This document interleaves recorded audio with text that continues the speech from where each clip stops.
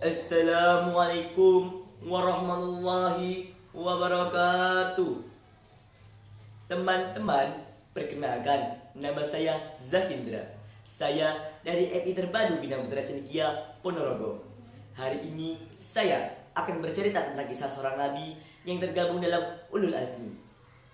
Beliau ialah nabi yang akan menghancurkan kekuasaan Raja Fir'aun. Apakah teman-teman sudah bisa menebak nabi siapa ini? Yap, benar sekali. Beliau ialah Nabi Musa alaihissalam. Dalam cerita kali ini akan terbagi menjadi dua poin. Poin pertama ialah kelahiran Nabi Musa, dan poin kedua ialah perjuangan Nabi Musa untuk menyelamatkan kaumnya.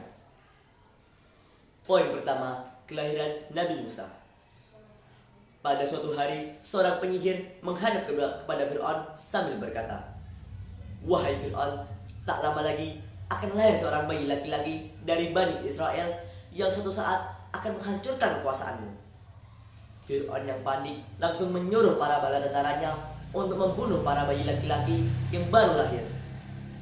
Hingga pada suatu hari, seorang ibu melahirkan seorang bayi laki-laki yang tak lain dan tak bukan, bayi itu ialah Musa kecil.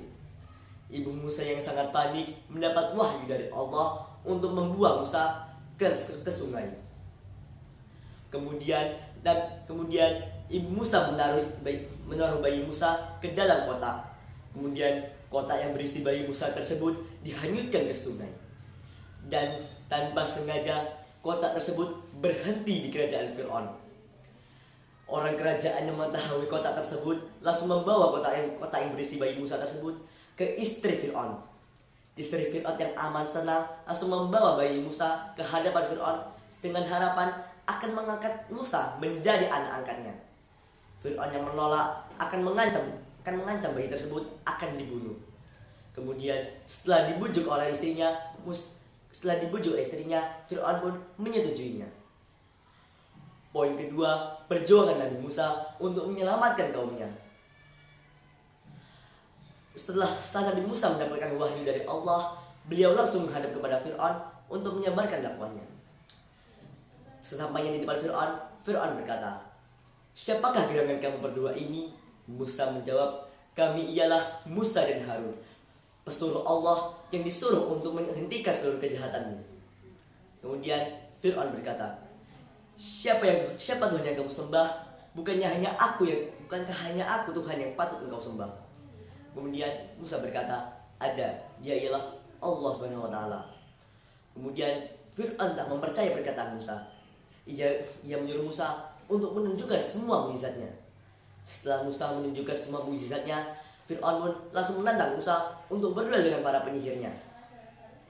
Ketika pertandingan, para penyihir Fir'aun melemparkan peralatan yang menjadi ular. Kemudian Musa melempar tongkatnya, dan niscaya tongkat tersebut berubah menjadi ular yang sangat besar.